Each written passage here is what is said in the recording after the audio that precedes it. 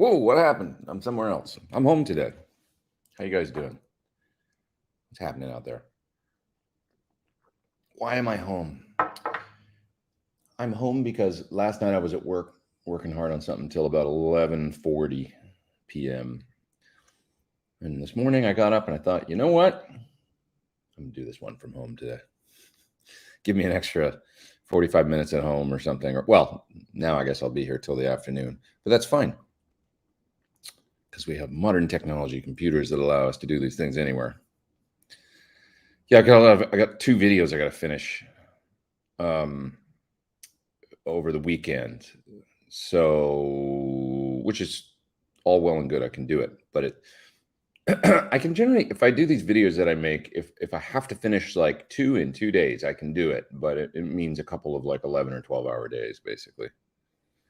One of them I don't have to actually complete. I just have to give a piece of gear that I'm using for the video back to somebody on Monday. So that means I got to get all the recording done and then, get it out of my studio and give it back to them. But anyway, this is all technical crap. How are you guys doing? What else did I do this week? Oh, I put out a video for the Shure GLX-D. You guys have a chance to catch that if you're interested in wireless at all. It's a really great little wireless system. To be honest, I've been using it in the studio just because it was sitting on my desk, the receiver, and you can plug into it, and it's a great tuner. And I don't have my pedal board back from England yet, from the show that I did over there. So it's always like I'm always hooking up a tuner on the desk then if I don't have my pedal board to play or do sessions or make videos or whatever I'm doing. And it was sitting right there, and it's got a 1/4-inch input, and the tuner works great. So I've been using it ever since I made the video on Monday. Put it out last Monday, and it's a great wireless too. Like, just sounds really good and everything. So anyway, it's going to go on my board. I don't know why. I guess I'm a glutton for punishment, but I've got this tour coming up in a few weeks, and I thought I'm going to try it and see, because it's pretty, it's a legit stages. It's not a tour that it's going to have a ton of Wi-Fi like some. With dancers and pop tour or whatever, one of those where there's like, because the more people that you see on stage, the more wireless there is always going on, because everybody's got an in-ear pack, right? So on a tour where it's just like a 4-piece band or whatever, where you see there's maybe 2 or 3 bands on the bill and each one is a 4-piece, not a ton of wireless going on those tours. So I thought, well, this is a good kind of tour to try this on and see if I can use this little pedal board tuner and if it works. I think I brought it up before, but one of the things with wireless is that many times they want to dictate on those big tours what your frequencies are. So you need to have a wireless that you can adjust within a certain, 571.68 is your frequency for today. And you need to be able to tune it in. Well, on those little, this GLX, you can't do that. It's more like an automatic thing. So, but anyway, I digress.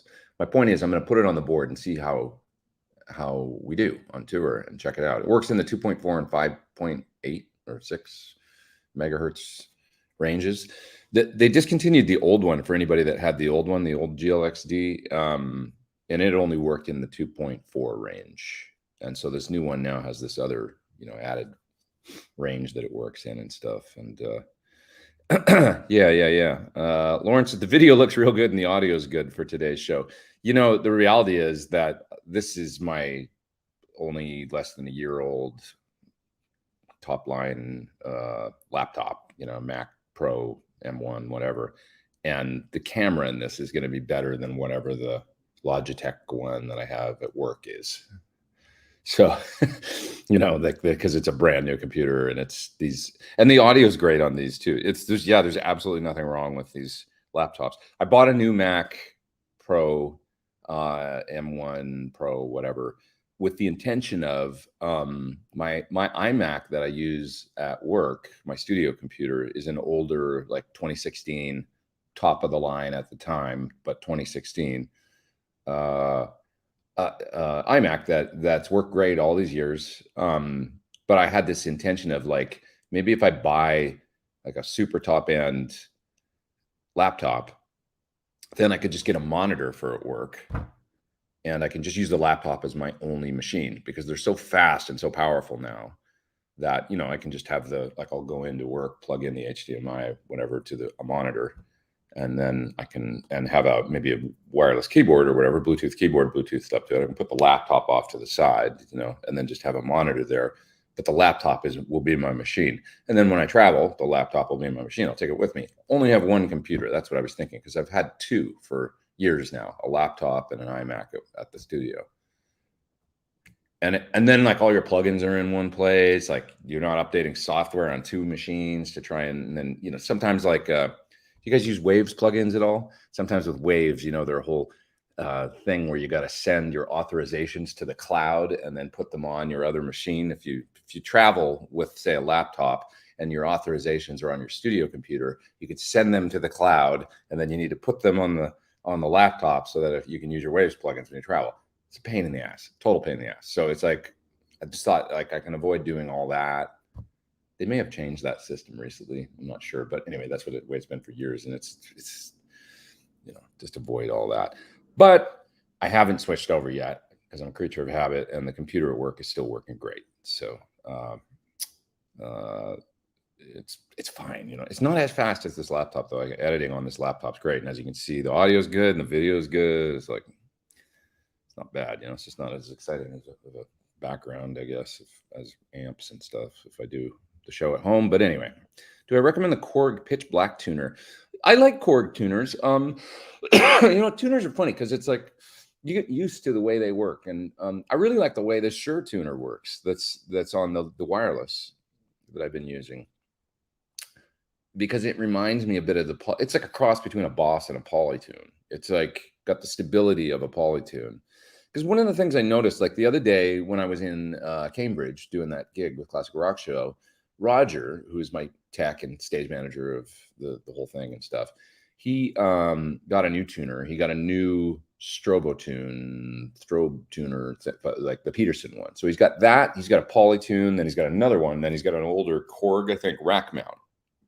And they're all feeding into one another. Maybe he had a Boss, the Peterson, the Polytune. So he's got 4 tuners going at once. And it's actually really interesting. And I thought this would actually make a pretty good video, like to show how when you hit a note, they all go and what the character of each is. And what I realized is that what I like about the Polytune so much is that it kind of averages out when there's a sharp or a flat. And it, you know, because when you hit a string, it goes a little sharp and then it comes in to its sort of main pitch, and then it might go a little flat, like, right? And with the Polytune, it does that in a way that it averages things out so much that it's so fast to tune with. You hit the note, you basically see kind of, this is essentially where it's at, sort of pitch, you know? And I like that no jitter thing on the Polytune. It's really nice. So long story short, the Pitch Black, I'm not sure what the exact behavior is, but I just got used to the behavior of the Polytune, and that's all I've used for years, for the most part, you know. So, but Korg traditionally, I mean, they're good. You know, this is interesting. Like a tuner company, it's like Korg is known for their tuners, you know, just as Peterson is TC almost with the Polytune. I mean, it's like probably their most popular pedal, right? Probably. It's probably a really good decision to develop it. Yeah. Okay. What else are you guys talking about? Talking about computers, and since we got on that subject, the only issue with having one computer, this is true, Lauren, the only issue with having one computer is it puts all your eggs in one basket. Yeah. You lose it, you're up the creek. That's true. Or if you have a problem, you got to take it in for repair. So yeah, that's a good point. Solid, as usual. You always thinking. That's an excellent point. Who else we got here? We got Music Life with Arthur. We got Holly. What's happening? We got John. Fred. Iberge. Do I say that right? I never know. Let's see here. Jim says, seen a demo of the new Ampero mini amp modeling floor unit with touch screen. Is that the same as the Hotone one? Is that the one you're talking about? I think if it's the one you're talking about, it is pretty cool. Dave Friedman got one. Is it that it's Hoton Ampero, right? Or have I got the company wrong? It is pretty cool. Like the way that it's funny because sometimes Dave gets excited about things, and he got excited about that, and he doesn't get excited about that much gear that often, you know, because he's kind of seen it all and stuff. But he got a hold of that. He's like, "This thing's great," and then he was like talking about it for days. If it's the one that you're talking about, but it's just a really good, it's good effect unit too, and with the touchscreen and the way it's designed, it's very intelligent, you know, easy to use, and kind of interesting, you know. So there's a big old super chat there. I'll grab that in a sec. Thank you very much for that. I like Polytune stuff, says Arthur Gonzalez. Yeah, me too. This works good. And here's a vote here for the the pitch black. Any advice on podcast lighting, says Holly. Lighting for videos and stuff. You know, I went to a camera store, first of all, like a professional camera store. That's my first bit of advice is do that. Find somebody there that knows their stuff. And that's what I did. And she was a professional photographer for many years and had a lot of experience and now worked at a great camera store. And she said, you know, like I was looking at lighting. I think it was around the time at the beginning of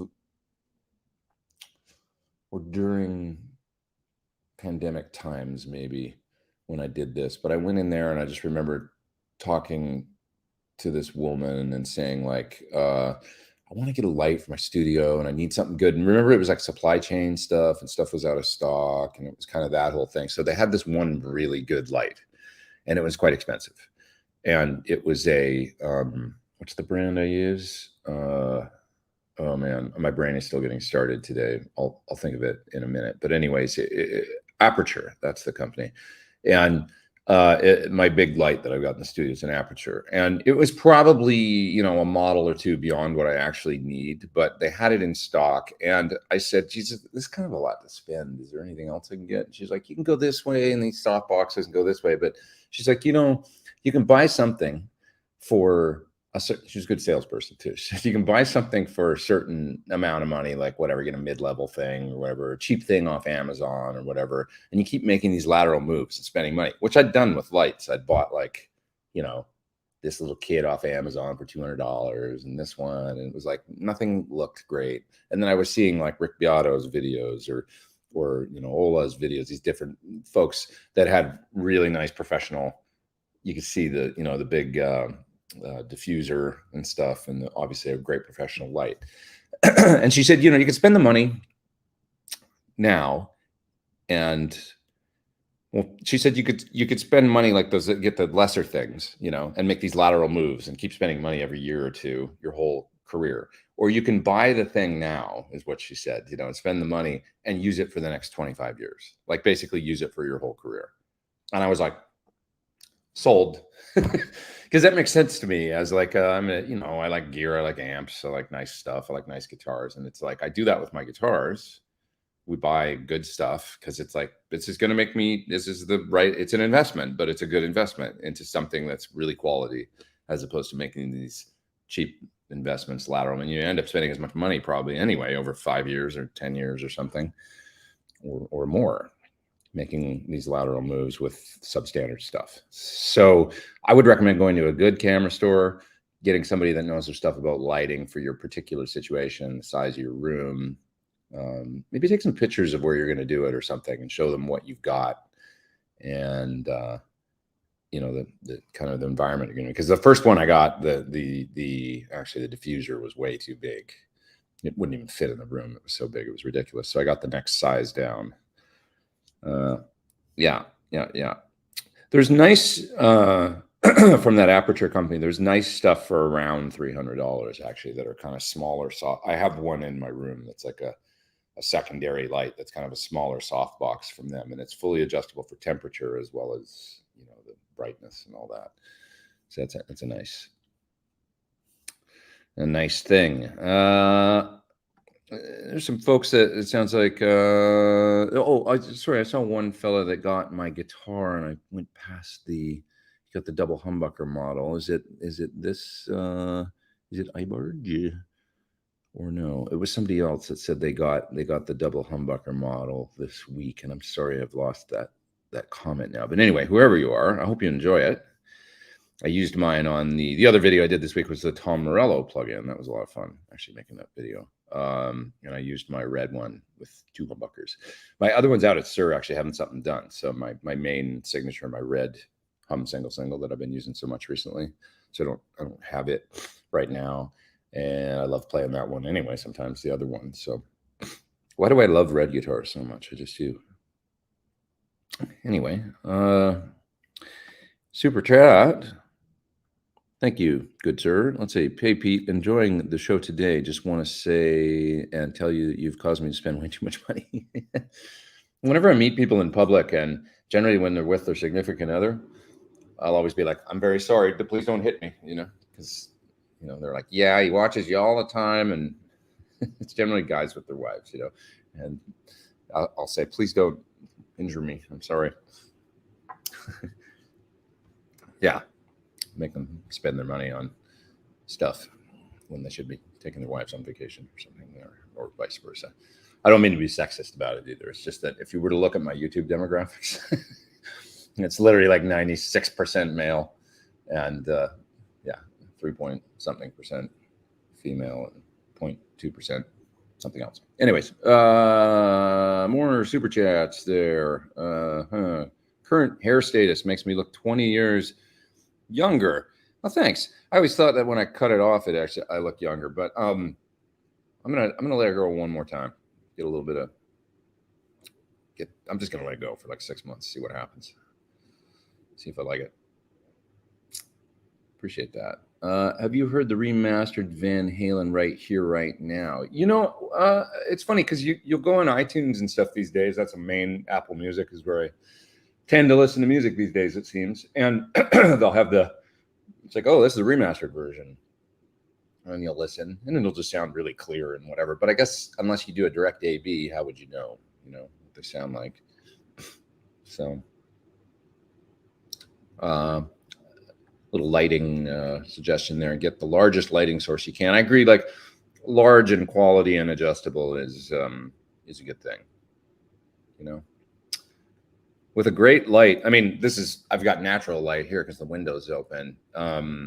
If you use a modern Mac or something, or a modern whatever the best webcam is, and you've got great light, it just looks so much better than, I don't know, years past. You know what I mean? Super chat there from Arthur. Thank you, sir. I've noticed a lot of players who keep pushing online for Gibson to get into the modern game, keep the purest stuff and make modern stuff for younger players. That's interesting. They've made lots of attempts. I mean, when I think about the guitars in the early 80s, like, does anybody ever remember the Gibsons that they made some wacky stuff in the early 80s where they were trying to kind of push the envelope, and they made some shredder guitars, with Kahlers and like a hockey stick headstock. I mean, they were kind of the originator of the hockey stick headstock. I guess it was just an Explorer headstock with a Strat style body with kind of glue in neck. I seem to remember, but they were kind of super Stratty, almost look like Hamer chaparrals or something. I can't remember the Gibson name of it. Is it called the M1 or something? Maybe that was Modern One. I'm making all this up. Could be way off with the name, but anyways, I think that that would be good, I guess, but they have to be really smart about it, because Gibson, they became such a when we think about the Firebird X or whatever it was called. Remember that one? When Henry was president, they had some real funny, like that guitar had a USB port in it, and it was a real ugly body shape combo of everything, and it just failed miserably. And the Robo Tuners, they've made some real weird, moves when it comes to modern stuff. So I tend to think that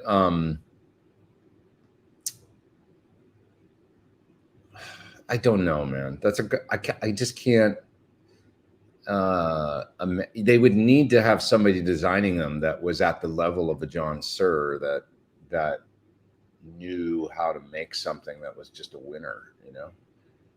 Not to say they don't have great people, I'm sure they do, but it's like a special thing to make a new guitar and then put Gibson on it. It has to, when you see it the first time, right out of the gate, it's got to be like, ooh, I kind of like that.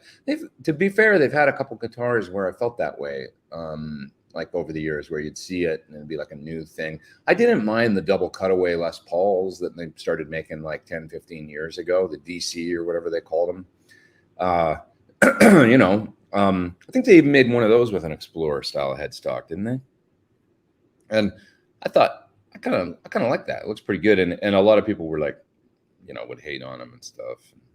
It's just tough. But anyways, I don't have a good answer for that, I guess. You know, it's all, my answer is, I guess it's down to the designer and how successful of a, they'd have to make something really beautiful that made sense, you know. Because the modern, when Sir brought it out, was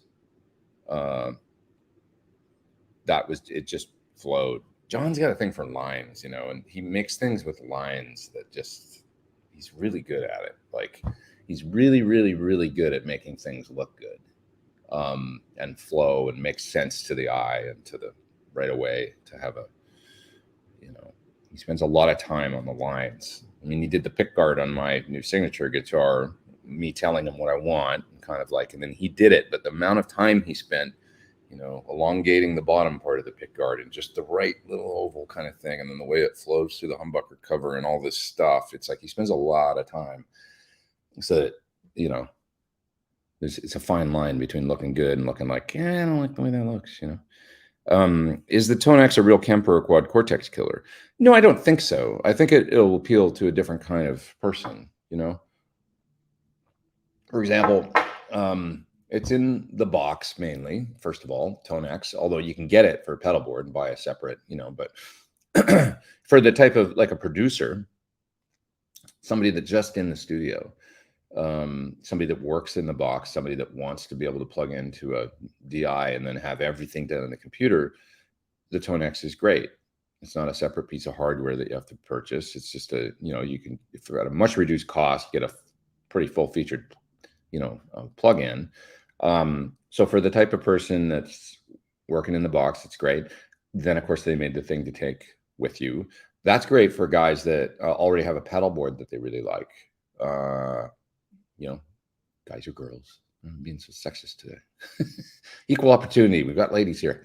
You know, for the player that wants to have it on their pedal board and be able to, you know, use all their pedals. Because if you get a quad cortex, like, what kind of does everything? So it's like, I've got quad cortex board with a couple of pedals that, you know, or just I wanted to have them in addition to whatever's in the quad. But so yeah, you can spend, what is it, $399, $499, $399, I think. You can spend that much and basically get that, like the level of modeling or of captures that is the same as a Kemper or quad without all the extra stuff. So, but it's, you know, just the amp stuff. So works well for somebody that's already got pedals. But if you want effects and you want, like, I'm going to take my quad on tour again in 3 weeks, just because it's programmed. I've got all my sounds. I've got delays, mod. I've got all the stuff for every song that we're going to do in the set, I'm sure, all ready to go with all the effects and everything. And it's in a thing this big, you know? So it's like the quad still, for me, it's like, no question, I'm going to take that. It's all ready to go. It's also got the real easy 4 separate outputs on it, which that's a big deal, I think. When you're running a modeler with full effects and everything, and if you're the kind of guy like me that likes to have effects on, that likes to have sound on stage, as well as maybe some IRs going to the PA, you know, speaker sim going to the PA, the quad is so easy because it's got 4 separate outs. So I can run a stereo set to a power amp on stage, and I can run a stereo set XLR out with speaker simulation going to the front of house, PA and everything. And it just makes sense, you know? So, these things, you know, they make sense for people in different ways. I mean, Kemper in the pro kind of pop world is a standard. And, you know, I think that probably a lot of backline companies have them these days is the thing. And I've got friends that use them, and they'll just, if you bring your USB stick with you and then you get to the gig and just pop it in and it becomes your rig, right? And it's like you didn't have to bring anything. That's pretty cool. I see a lot of people using Kempers on late night TV shows and stuff, performance. I just know that's what's going on. I mean, they're backlining stuff a lot of the time, and they're just bringing their USB stick and they got their whole rig on it. And then all you got to do is bring a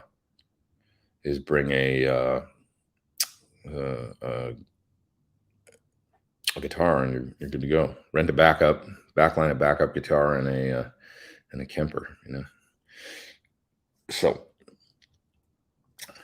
let's see. What else are you guys talking about? I have a Mesa Boogie Studio preamp, looking for some kind of power amp that's not huge.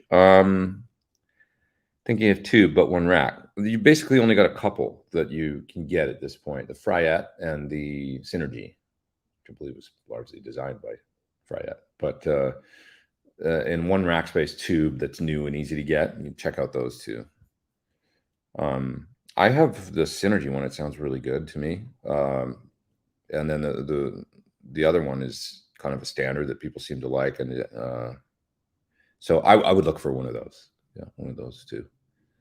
So do you have a release date for your Tone XIRs? It's supposed to be now, like any time in June, I think, at some point. But I just need to, there's a little bit of work that I have to do on my end. That's just logistical, and I got to get on that. I'll find a day to kind of spend a half a day on that. There's one capture that I might want to do again, just to kind of make it a little better, a little different. And then I have to just do a little bit of like office kind of, logistical stuff to set it up. So I will do that, get on it. But I think they're pretty much ready to go like this month with it. Yeah, so it'll be soon. Let's see. My niece says red guitars are the best guitars. I don't disagree with that. And there's a super chat from T-Top. What's up, man? Thank you. Hope you're well. Just wondered if you like different string gauges on 24 3/4 scale. I kind of tend to use the same string gauge across the different scales, even though it's going to feel a little slinkier on a 24 3/4. But I get where you're going with that. Sometimes if a guitar is tuned down, especially if it's down a whole step, I'll go to 10s. Because I use 9.5s. I find 10s down a whole step, maybe not down a half step. It's not enough of a tension difference to go down a half step, but down a whole step, I need to maybe go up a gauge, is what I've found. So, yeah. What does modern guitar mean, says my niece, or it stays in tune? Oh, well, to me, a modern, if Gibson does a modern design, it just means it's 24 frets and some sort of swoopy body with cutaways and stuff, and not a Les Paul, basically. Not a traditional, not an SG or something. It's got some modern features that, when John designed the modern, he basically took like a super strat, but then elongated it a little bit, gave it more of a D neck with a compound radius, and designed every single little, the heel, is all contoured for your hand. So it doesn't have a strat style, even though the standard Sur was still somewhat contoured. This was more rounded, if you look at so it's just all those features that kind of, make it a little bit more of a playability kind of instrument. So anyways, it's sure going to come out with a PT30. No, but we're working on the next amp will be a 50. So it'll be a little, it'll be substantially smaller than the current 100 and should be lighter and all that for sure. But my goal is to do it in a small box size head shell. So the size of a small box Marshall. And it'll be a 50 watt. So, and to me, it'll be like, this will be the amp that I want it to be the amp that I use for a long, long time. Like, we're designing some stuff into it. It's just going to be great. I mean, I've learned a lot of things over the last 10 or 15 years of first doing the PT100 and then doing PT15. And like, I want to make this one like like, why would I use anything else sort of thing? Because I can get everywhere I need to go with it. The one place you just can't get to on an amp that's like, if it's got a, Marshall's 50 watt style power amp or whatever in it is Vox.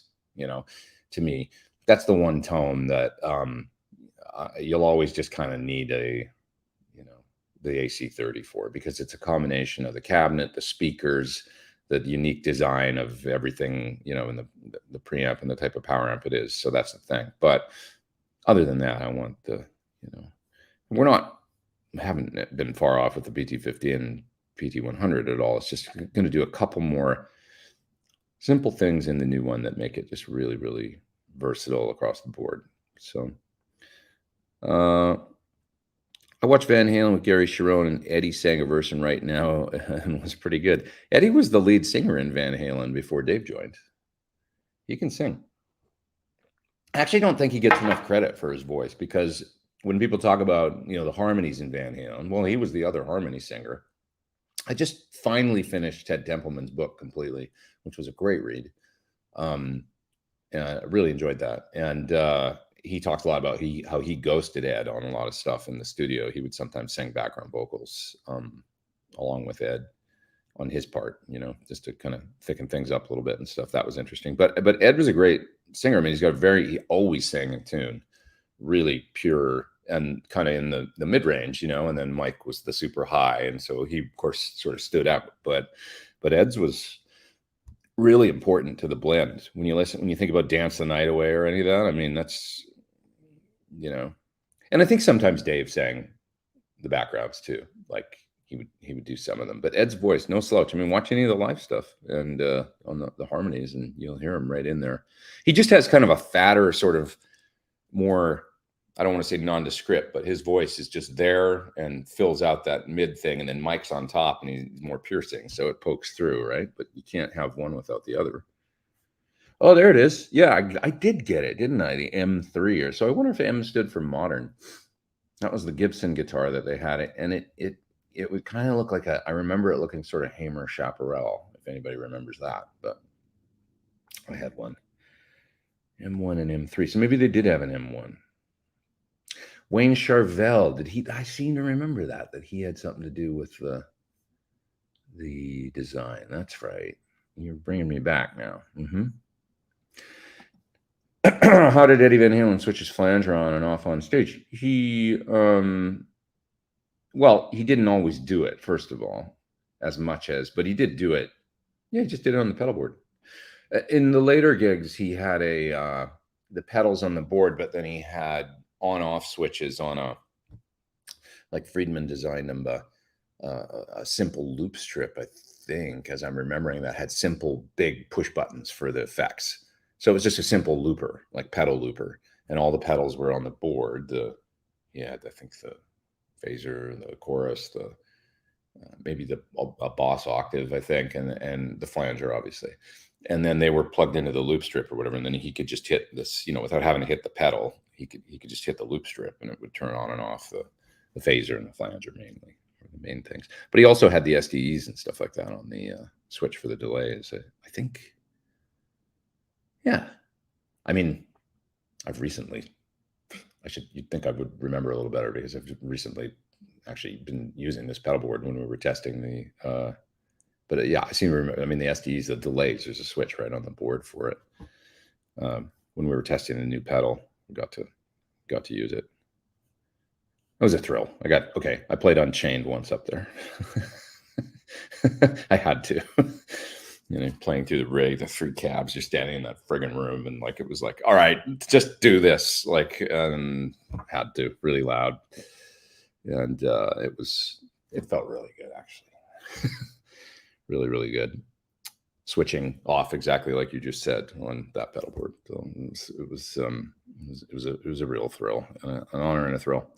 You can see the rig actually set up in exactly as I'm talking about in the official Boss video. When you see Matt and Yoshi in the room walk in, you see the rig there with the three cabs and everything.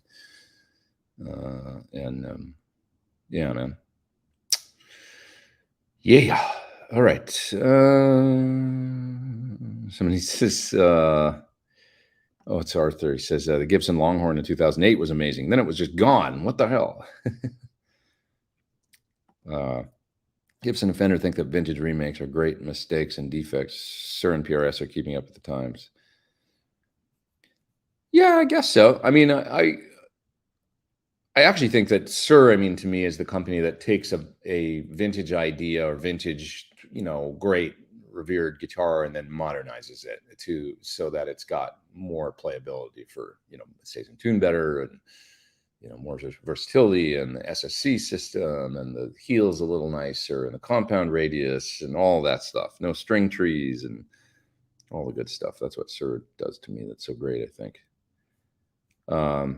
Simto says he was working in a store when the robot tuners came out. It was pretty brutal. I bet it was. Did you ever have any bang break a string? I've seen him do that.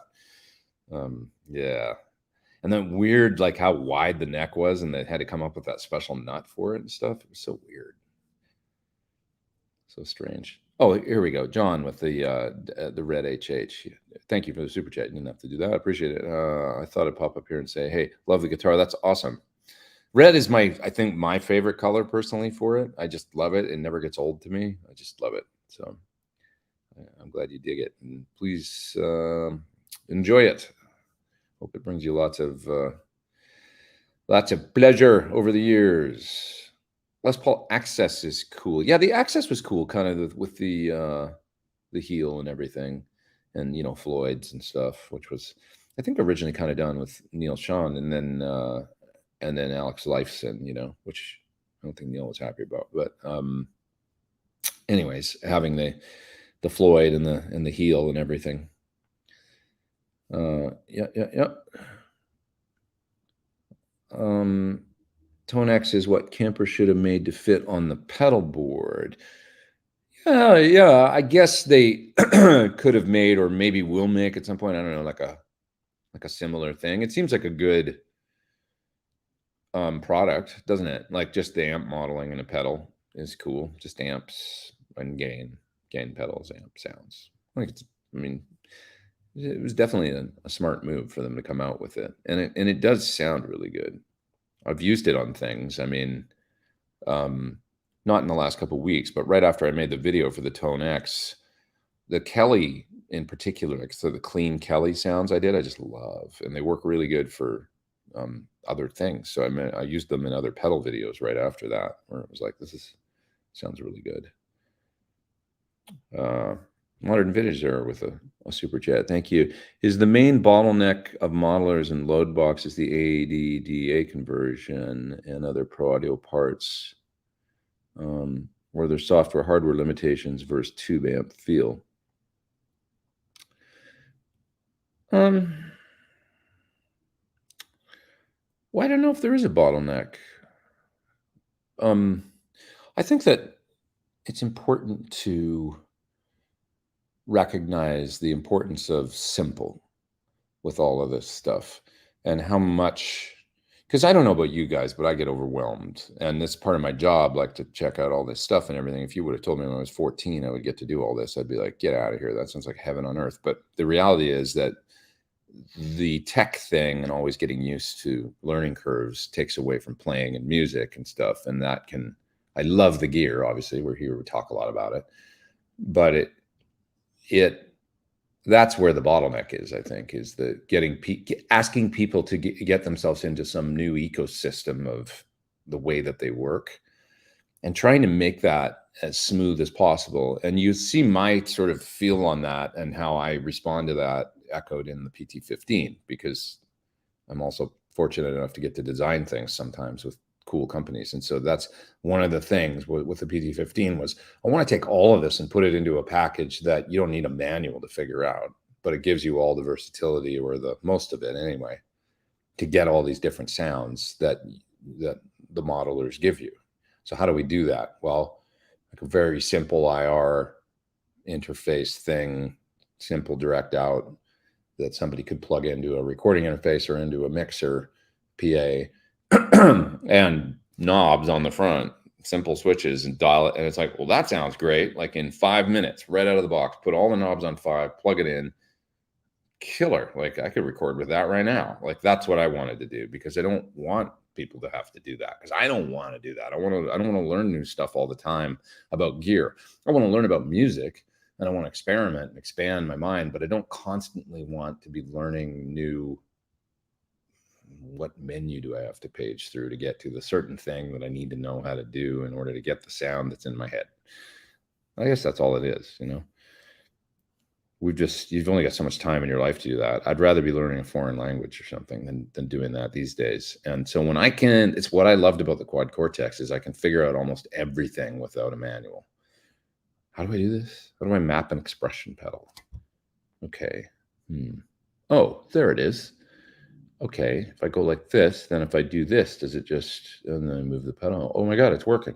Okay, great. I didn't have to expend that much energy on it, you know? I think there's a lot to that, man. Like you know, the whole Steve Jobs and, you know, different people that I've heard, the reason they dress the same every day is they don't want to make those decisions because they realize that every single decision is mental output. And they want to save the decision making and the you know, for the important things and for, you know, creating great stuff and for, you know, so I recognize the strain and the you know, that it puts on my own mind as well as on others when you're asking people to learn new ecosystems all the time. I call them ecosystems, but it is like a little world, like, you know, the Axis Effects world or the Kemper world or the, how do you back up? How do you profile? How do you do this? How do you just add an effect? How do you map it to MIDI? How do you, all that stuff that, you know, the easier that you can make that on people and just get people playing more is, I just think it's really, really important. So what's the best way to get more grit from old Marshalls? A single 57 produces only sparkles. I need room mics. I tried room mics, but no luck. More grit. Do you mean more grunt? That's when I think of grit. Johan 67, the Beast is the best tone I've ever heard. More grit. Well, do you mean you want more dirt out of it? It sounds like you want more just meat. I don't know. There's different things you can do. One of them being, I mean, obviously you can get into pedal land and experiment with that. You know, that hot mod thing that's like, I don't know what they're calling it now, but it's, there's the George Lynch version. I'm about to make a video of that thing. So the other version I tried is a little module that plugs into V2 on a Marshall. It sounded really good, actually. But I'm not sure if that's what you're asking. I mean, when you say grit, I think more gain. But maybe you can clarify like exactly what you mean, like more, just more oomph or more, because then you're asking about microphones.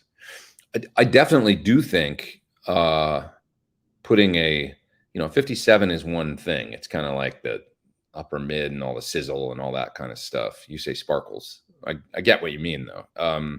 Taking a nice AC/DC was Neumann's. I mean, I think it was like U67 and stuff on the cabinets. Try a condenser mic. And, you know, experiment with the position, how far back and, you know, how close to the center. You'll find a much fuller sound to me. That's more akin to the way the amp sort of, you know, a ribbon can be cool too. They're a little slower and a little woollier all the time. It can sound good though.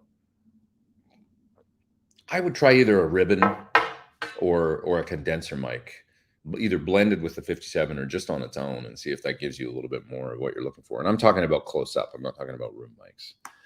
Room mics is great too, but you got to have a good room. Then, you know, room mics is kind of useless if your room isn't a nice studio. That's where something like the aux can be great, because you can simulate, you know, you can do the room mic thing in the aux like pretty well and actually get a pretty cool sound. That's my go-to for room mics is the aux. That, or here's a great one if you want to do this impulse response world, the Celestion room mics, which I never heard anybody else talk about except for me. But I swear, if you load them in something like Zilla or a nice IR loader, load up the, you know, you want a nice Marshall sound, load up the Celestion 412 greenback G12M 121 and 57 high gain mix. Got that? IR. Load that as your close mics. And then on another channel in an IR loader that's got at least 500 milliseconds or more in your computer, load up the left and right for the same cabinet room mic IRs and just pull those in underneath. Oh my God, it sounds amazing. You know, it sounds like really great. if you want a nice room mic sound. It's so dimensional and like stereo. Load in the left one in a channel on the IR loader and pan it left, and load the right one in the right and pan it right, and then pull those up, you know, maybe 8 dB underneath the close mics, and it just goes like, the sound just goes like, and it just sounds like, my God, is my cabinet across the hall in an amazing room mic'd up. You know, it's really great, man. That's a lot of, you know, information when I didn't know exactly what your question was, but just some ideas. So broken strings. Oh no, don't break your strings in England. Thank you for the super chat. What's the attenuator next to the PS100? It's an old Faustine Phantom, which were great. Unfortunately, the guy went out of business. It was always kind of expensive and difficult to make, and it was not a profitable venture, I don't think, but it is a really good attenuator that's somewhat reactive and works really well and very robust, and I still like it, actually, and I would still use it. I haven't really used it for a while, but for a while my power station needed new tubes, and so I didn't have it for a few days, so I pulled out the Faustine and started using it. I'm like, you know, this thing's really good. It's like, sounds great. So you got the Tone King now, which is also really quite good, but yeah. Are you going to do a demo for the new X Trident? I think so. Yeah, I'm supposed to do that, but I'm supposed to do that. Finally unboxed my FM9. Perfect rig with a Friedman full range, full range flat response. That's what that means. Sometimes I forget.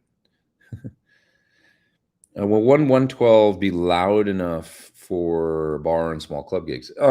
If it's your only thing, it might be kind of boxy and directional. But if you use an open back one, if you used an open back with a oval open back, you know, kind of some of those, there's some neat designs like that, that might be okay.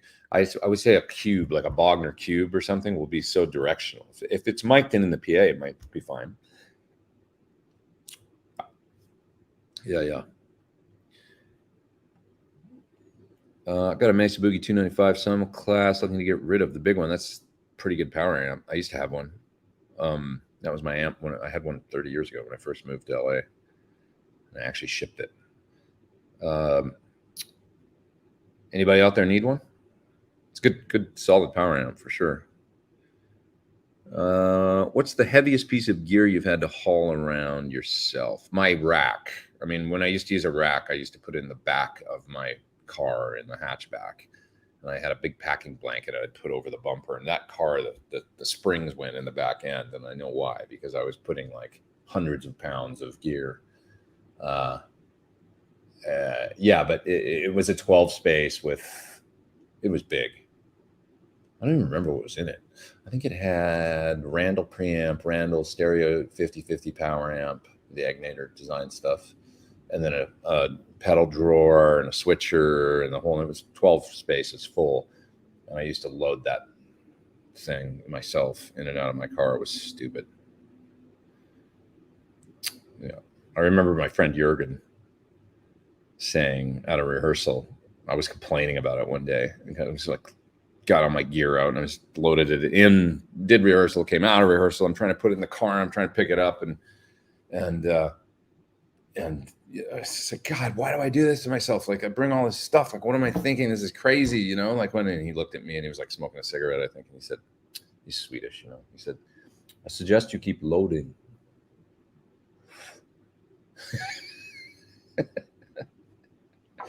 Thanks a lot for that. I suggest you keep loading. Have you added the SD3000 to your board yet? No, because I don't have my board back, but I plan on doing it. I think what I want to do, as I'm always switching it up, I think my next rig is some sort of slave rig. So I want to do some sort of load box stereo slave rig next. That's my plan anyway. So I don't know why. Friedman brought it up and he wants to do one, and I'm like, yeah, that sounds fun. So I could do it easily with gear that I have now.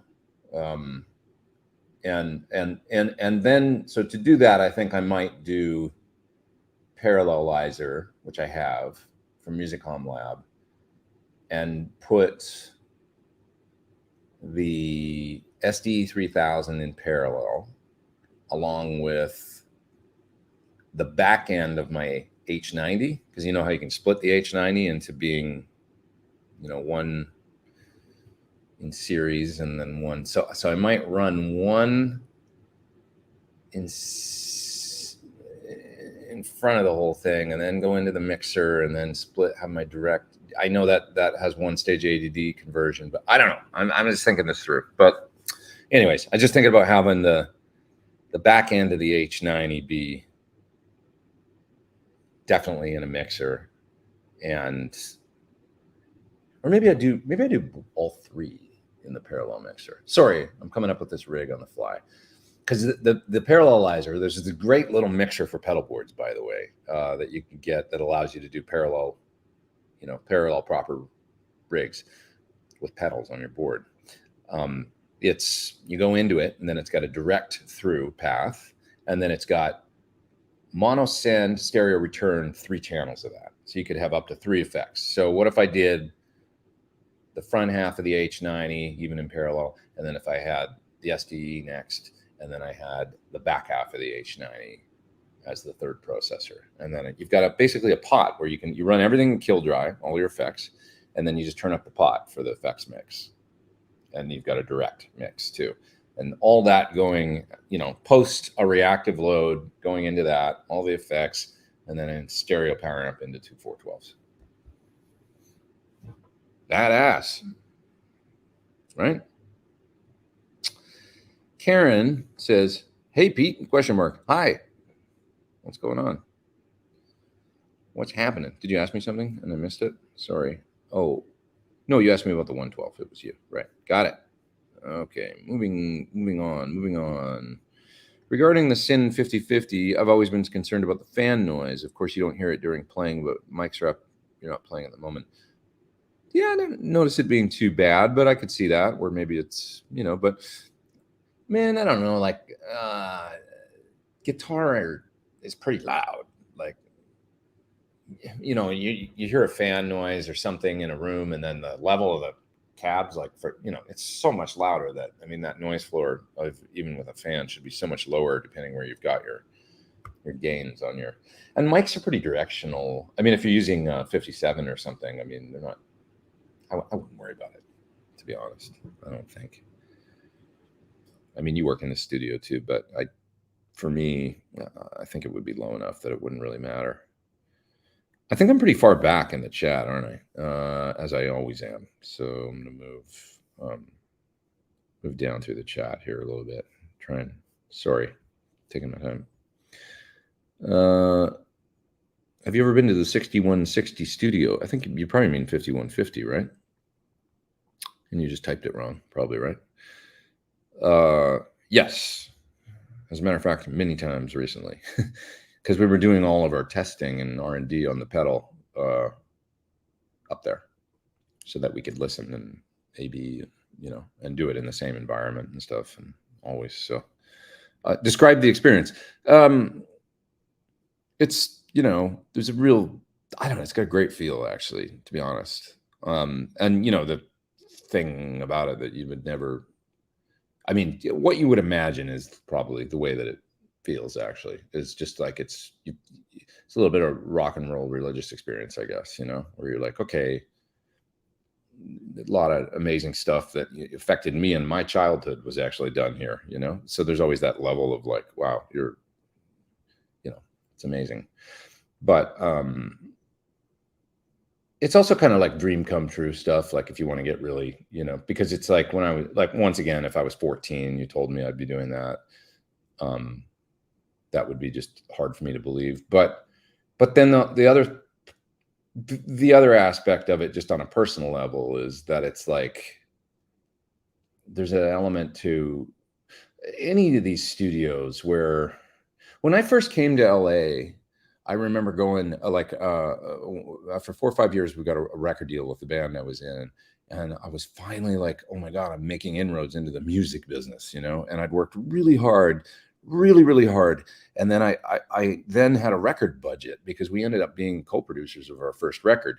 And now we've got a budget and we need to go find studios to record in. It was like a dream come true, you know, where it was like, it was literally a dream come true, where it's like, we're getting signed. I'm actually going to make a record. You know, it was for a Japanese division of Sony. It was a Japanese major label, but it was, you know, for just, you know, distribution and release in Japan and Southeast Asia. But it was still a really big deal to me. It was like, I'm in the music business now. It's fantastic. And I remember going to this one studio that's not there anymore. I think it's called Avalon or something, but it was on Ventura Boulevard, kind of Studio City-ish. And I went in and they were showing me around the studio because I'm a client, right? Now I'm like, I've got some budget and I want to rent a studio. And they're showing me around, and we walked into the waiting room, and Tom Petty and the Heartbreakers were like sitting in the waiting room, like doing something, just taking a lunch break or something. They were in there working.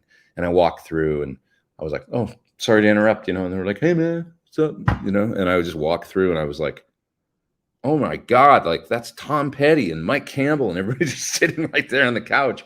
And I was like, I had this like feeling of like, man, if you just like, I don't know, it was like the simplest, because I always wanted to do this stuff. And then it was like, if you work hard enough and you really work hard and you like, because there was a lot of sacrifice along the way, like rolling quarters for like rent and, you know, eating peanut butter and Wonder Bread for a week and stuff like that with no money to get to the place where I was finally like, and then that happened and I was there and I was like, I'm where I'm supposed to be, you know?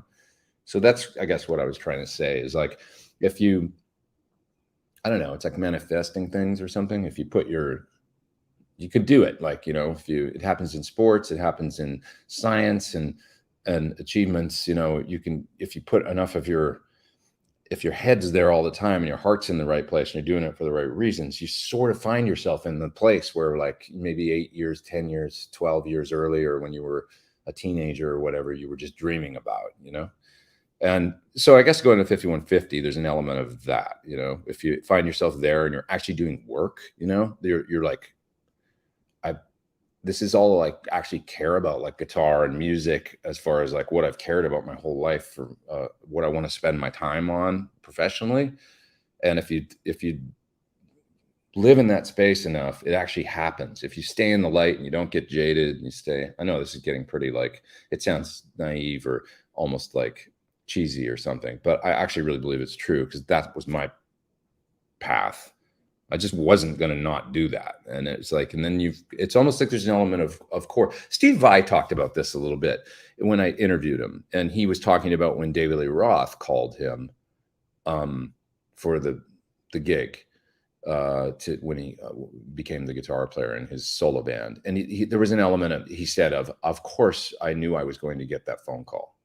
And it's not an ego thing. It's like you've worked so hard your whole life and gotten to this place where you've put in the work, you've put in the time, and there feels like there's an element of like, if you've moved and made the sacrifice to come to LA, now played with Frank Zappa, you've done all this, you know, and you put out your solo album, it's becoming an underground sort of success and everybody's talking about, you know, it's like you should get that back from the universe or something. I think that was what he was, you know, trying to say.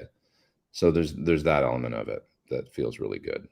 Okay, that's enough about that. Rob with a super chat. Thank you, good sir. I appreciate that. Thank you. Use the Sir reactive load in your Boss EVH SDE demo video. Yes. How do you think it will sound if you use the older? It sound pretty much exactly the same, to be honest. Because to me, whether the IR becomes, I mean, you might notice a little difference or something, but when I add it in the computer or it's coming out of the box, it's very little difference. And if you add delay to that sound, it all gets filtered through that cabinet anyway, whether you do it before or do it after. So I did it after. If you do it before, your delay is still going to be the same, you know, it's just going to be more full frequency with the speaker. And then you're going to add that filter, the IR filter, and it's going to like filter it out and basically be really similar. The one advantage to doing it in the computer, of course, you can use super long IRs and add rooms. And so what I just was saying about doing actually the room mics and stuff, that adds another layer of dimension. That's pretty cool. You could add the Celestion room mics to it and get like probably an even, you know, I just did it the simple way, and I'm so happy with the sound on that video, to be honest. It sounds really good to me in the song. I love that tone. So, but either way will be very similar and work really good. Yeah.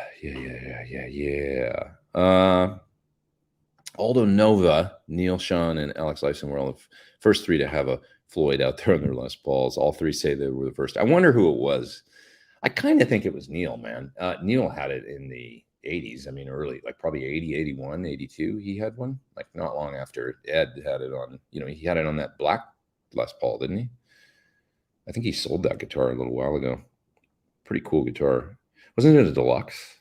Black Les Paul deluxe that he probably put humbuckers in, and then I think, am I wrong about that? It was like a 70s Les Paul that he put it on, which is probably a good guitar to do it on, like heavy solid wood, I guess there wouldn't be any worry about, maple top Les Paul. It's like it's going to hold the studs fine. So some Les Pauls, I just think it's a little weird putting especially, man, a Floyd Rose nut on a Les Paul maple neck might be a good idea, like a 70s custom or something with the 3-piece maple neck. It's like, okay, that headstock's not going to break, because you used to be on a Floyd, you drilled all the way through, and then you had the little nuts in the back. I think that's changed now. It's been a long time since I've had a Floyd installed on a guitar, but I think they're top mount now, right? But you always, the thing with a Floyd was you weakened the neck a little bit by drilling all the way through it, right? And so on a mahogany Les Paul, my point is that would be a little 2 holes through a already dicey, kind of headstock is kind of risky. Is it possible to use the Pete Thorn 2 notes Dyne IR with a Helix? You'd have to make static IRs of them, other than that, using a cab M or something, either in a loop on the Helix or after the output would be the only way, because it is kind of a proprietary, their IRs are no way to load them straight into a Helix. Yeah. Arthur says 2 notes can only be used with 2 note stuff. That's correct. Okay. What else we got here? Let's see here. Moving down through the chat. Talking about tubes and modelers. When you hear modeler, you're hearing a single sonic snapshot. With a tube, you get 3.2 million snapshots until the first one reappears. I guess so. I mean, yeah, I tend to think that I don't know much about, the way modeling is done, really, but it's like it's supposed to model the characteristics of, at least captures, let's take. It's the tones and everything are supposed to model the characteristics of the amp or whatever at that setting. But in my experience, it kind of sounds really similar as far as rolling your guitar down and the level of gain and the level of, I think you're trying to say it's just much more 3-dimensional with the tube. And I guess, I don't know. I go back and forth on all this stuff. It's like, I really did notice a difference when I was trying to do captures of, for instance, like I experimented with it with that train wreck amp that I had for a minute at my place. And it basically got the tone of the thing. That sounded really good, but it didn't capture the dimension of the harmonics and all the stuff that would take off into feedback. And it didn't quite do that, so it was almost more like 2D to 3D with that particular amp in that particular circumstance, I guess. But that was because I was trying to then, take the capture, plug it into a power amp in the same cabinet that I'd had the amp plugged into, and see if it would respond the same with the guitar, take off into feedback and stuff. And it didn't really. It sort of did, but it wasn't like the same. I went back and forth. I was like, all right, the amp is still way more juicy and alive and the whole 9 yards, But I don't know. There's other sounds where I've done it, and I'm like, God, it's so close. So I'm pretty far back in the chat. I'm going to move down quicker. Just finally got a PS100 needing a little more headroom on my Samson era Bad Cat links. Have you messed with the channel switching or effects loop? Yeah, I mean, it works great. The effects loop, I've usually got a delay in there so that I can just get a little boss foot switch and I can turn the loop on and off, and then I can, blend the delay in if I want it. And I've actually recorded a few things where I've just went, just tap tempo, a quarter note delay, and I'll just leave it on, and then I print it, just because it's there. But it all works good, man. I mean, the foot switch, for AB solo boost on something like a Marshall or something will work perfect, Yeah. Any experience with onstage pyrotechnics? Yes. Similar to Van Halen Pasadena Civic Center in '78.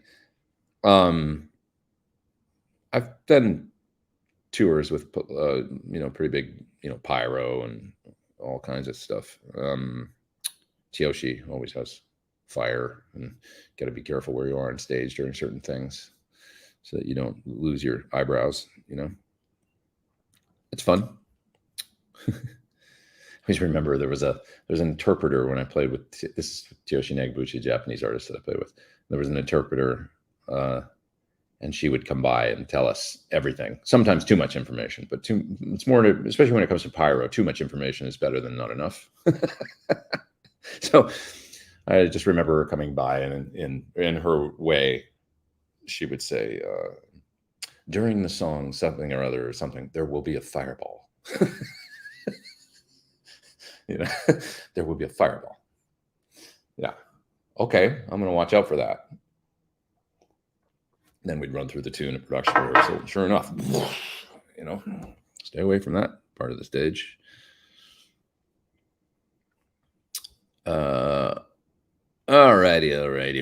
Any of y'all ever been putting the mic about 3 inches back? You can do that with a ribbon to great effect, 57s, I hate when they're back too far, man. There's something like any more than 2 inches back, it just starts sounding weird to me. It doesn't work anymore. That's something to do with them being so probably hypercardioid and just the proximity effect is part of the sound and stuff like that, because they're anything but flat, a 57. It's imparting its own weird thing on the tone that just sort of happens to work.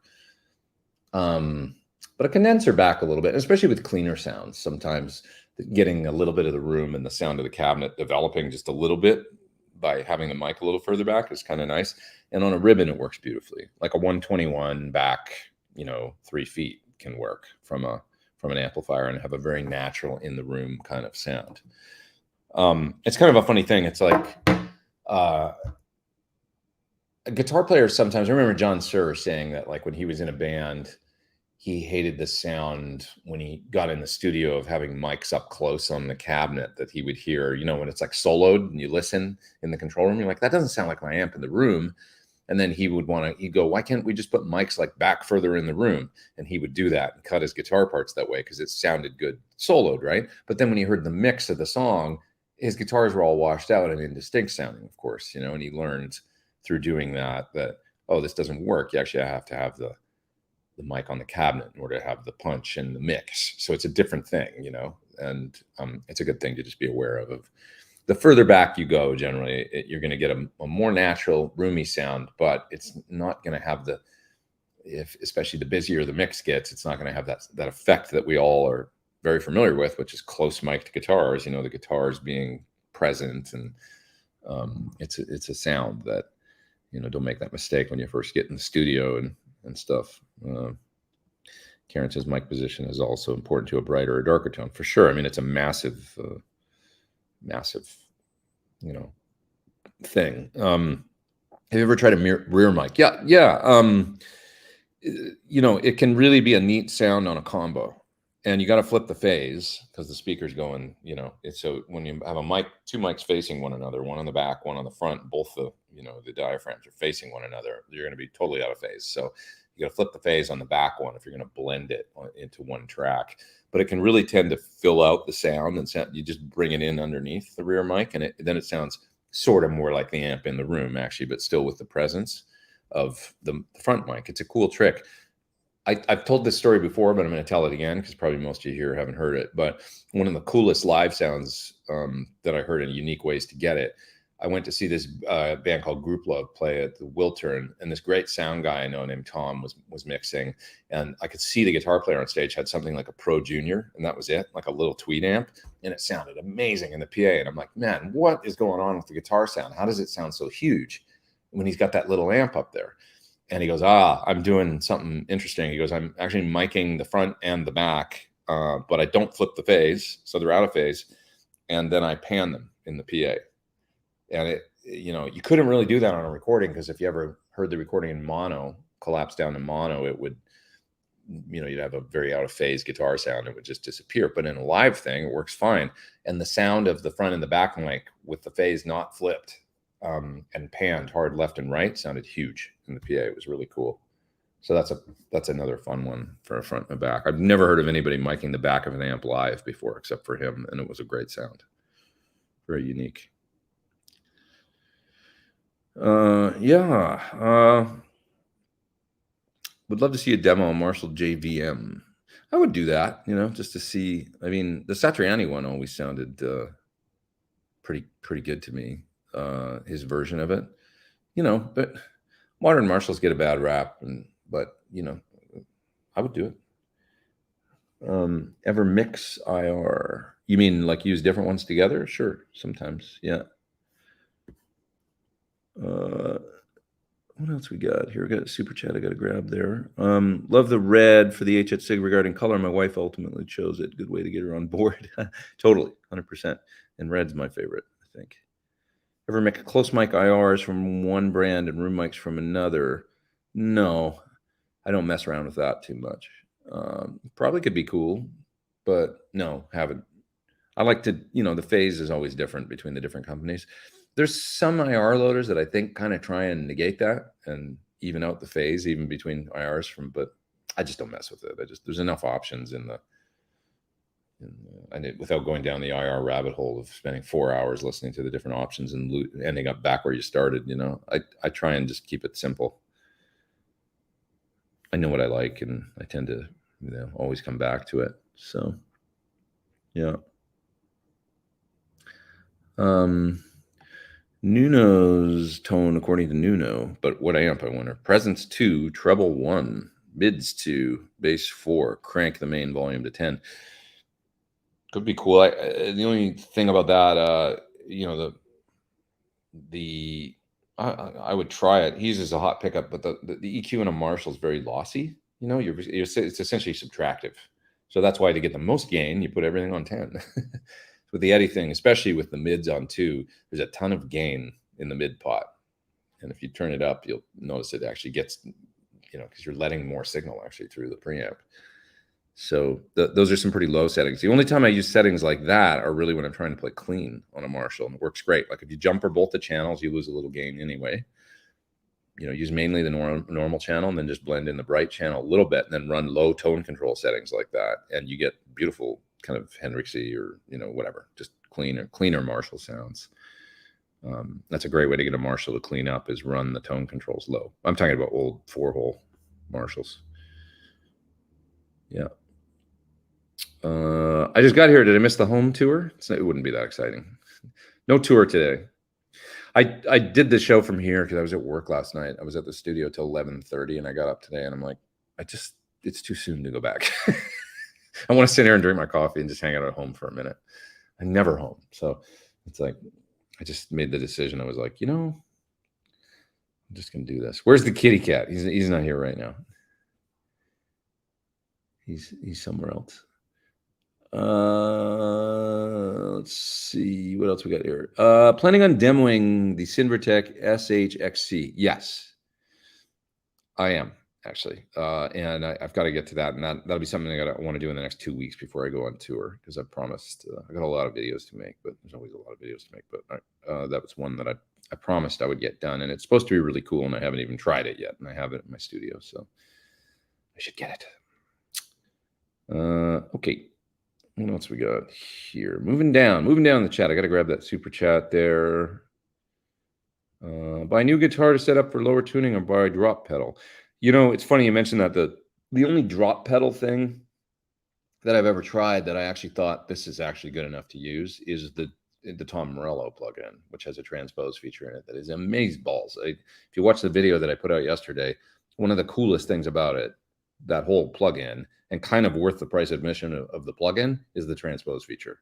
Like, I'll actually use it on things, I think, for just when I need a straight up heavy sound or a Marshall sound, and I'm like, I don't want to tune a guitar down, I'll use that plugin, because it actually just sounds, it's amazing how it tracks chords and the whole 9 yards. It's pretty awesome.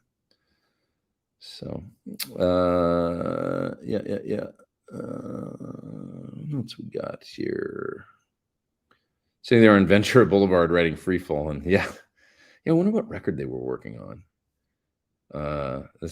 You're talking about the Tom Petty sighting that I had in the studio that one time. Yeah, I wonder what session they were working on that day. It's weird. I should have.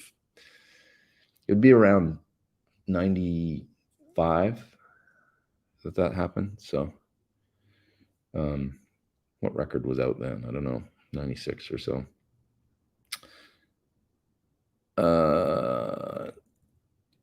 Yeah.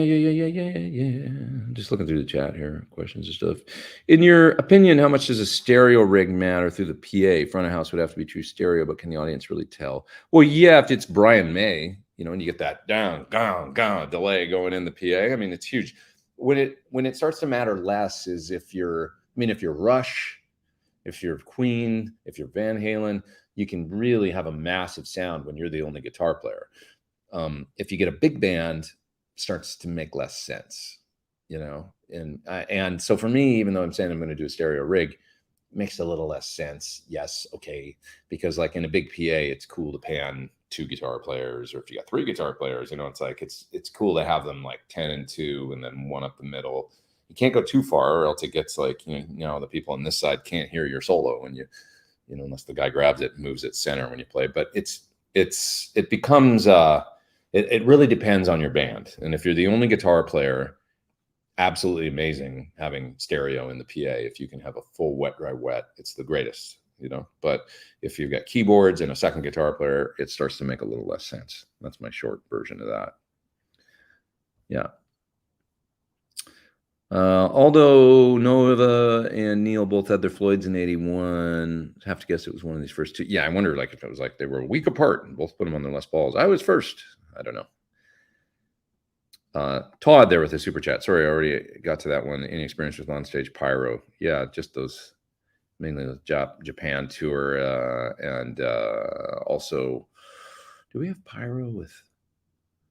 We had, I don't know if there was pyro, but when I did the Milan Farmer tour in 2013, there was massive platforms rising up and down that we were on, and the whole lighting rig would come down on top of us and stuff, and it was just like really freaky. But we had robots and all kinds of stuff on that tour. It was amazing production.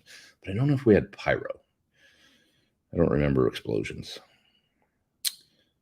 And there's these super chats that I gotta grab. That's Brian. What's up? Thank you, man. Appreciate it. Love your shows. Thank you. Saw a video of Chris and Chester singing Hunger Strike, and you were in the band. Yeah, we did that every night on that tour. We did Hunger Strike. That was on the Project Revolution tour in 2008, which was Linkin Park's tour. So it was like a little mini festival. They had a second stage and a bunch of bands on the bill. And we were direct support for Linkin Park on that tour. So we would play right before them. And Chester would come out and sing Hunger Strike with us every night. So it's a Linkin Park tour, essentially. And that was the first time the fans saw Chester every night, was when he'd walk out and sing with us. So they would go nuts and be like pandemonium. And he'd walk out and we'd do Hunger Strike. And so we did it. I mean, I think there was 30-something gigs on that tour. So yeah, 35 or something. So, we got to do that like 35 times with him or whatever. And it was a great summer. That summer was a very, very nice tour. And the last time I saw Chester, which was only a couple months before he died, which was at Chris's service, which is all tragic, right? But I remember talking to him for a few minutes because I hadn't seen him since then. I was like, man, that summer we spent, that was one of my favorite summers. It was so much fun. He goes, I know, me too. It was like, we just had such a good time. So anyway, it's tragic, but we got that nice memory of those 2 guys singing that song together, which was really fun. It's a great memory for me. They did a beautiful version of it, and I'm glad it happened. Thank you for the super chat. Another one from Burke himself. What is the worst backup rig you've ever had to use? Okay. first thing that came to mind, and it taught me something. I was using a 5150, an original block logo at the time, and I flew it in a road case up to San Francisco to do a battle of the bands kind of thing. This would be 93, something like that. And the band I was in, we were in this battle of the bands, and we'd regionally done well. And we were now in San Francisco, and then we ended up going to New York to do it, actually, because we won the West Coast thing. And that was my first time in New York, was on that trip to the Battle of the Bands. But anyways, I digress. That night in San Francisco that we actually ended up winning and then getting to go to New York, my rig died on stage in San Francisco. And I had it was my 5150, and I had a rented 412, I think. And my guitar just went dead all of a sudden. I'm like, oh no. And one of the guys from the other bands was so nice. It was like a band contest. It's supposed to be a contest. But one of the other guys saw like what happened. He came up to me and goes, hey man, you can plug into my amp if you want to. It was so sweet because like they're competing. It was like really kind of him. But I turned around and looked, and oh, sorry, I don't know why that's happening. Alarm. So anyways, I turned around and looked, and his amp was up there, and it was a PV Renown 212. And I had to think fast, and I was like, I knew those amps from the 80s and stuff, and I was like, oh man. But you know, what was I going to do? Like face fall when I look at a guy's amp and be like, and you know, he was so kind to let me use it. And I went, okay, thanks, man. And I plugged in and I turned it up, and like I said, I kind of remembered them. So I remembered the 2 channels and the EQ, and set it and got a sound. And everybody's like, you okay? And I'm like, yeah, let's go. And we played, and we ended up winning the contest that night. So moral of the story, who cares what amp you use? It probably didn't sound nearly as good as my 5150. I don't really remember, but I do remember in the context of playing and everything that I got through it, and it was fine. Who cares? You know, we just played the songs. I played with the sound that I had, and that was, you know, PV Renown, and some, you know, super esoteric or boutique-y, is it? You know, it's pretty like, here's your amp, go play, and it worked out fine. So it was a good lesson. Don't worry about it. You know, like if you got it, just plug in and go. It's more about, you know, shaking your butt, the cool rock faces you make. Don't get phased. Well, confident. Yeah. Alrighty.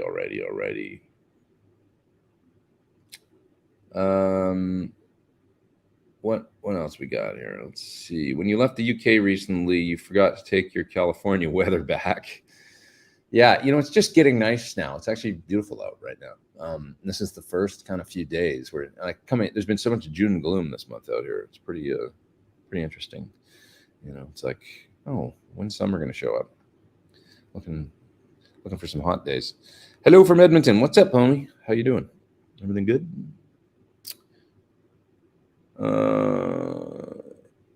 Earl says Rick Beato's recent interview with Nuno describes how he played through EVH rig and not at all sound like Ed. It was Ed's fingers.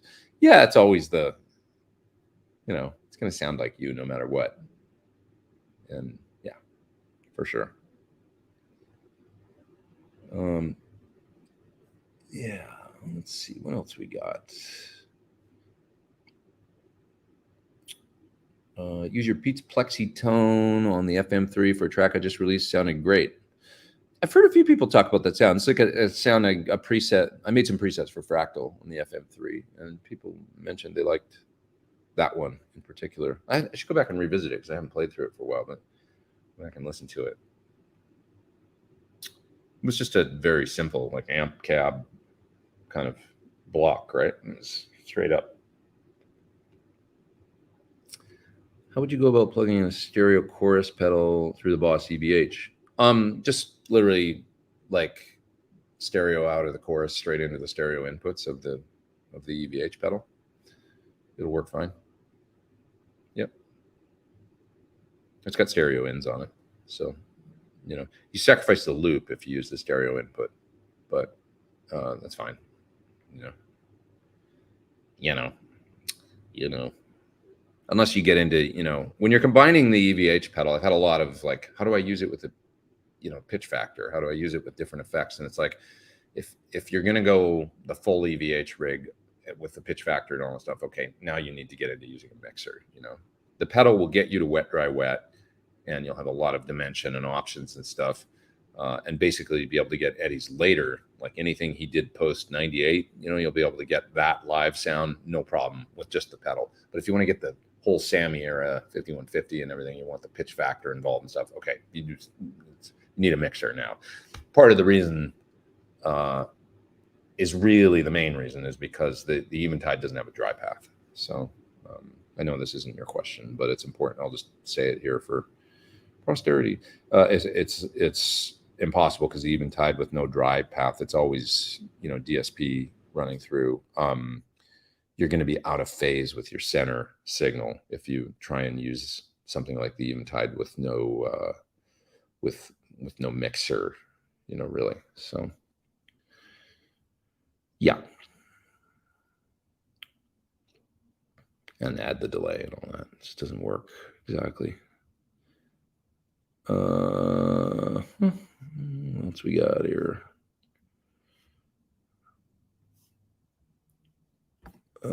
Any updates on the GK amp? No, it's just still sitting there, and I need to find somebody to fix it. Actually, I don't think Dave wants to work on it, so I got to find somebody that knows about them. And yeah.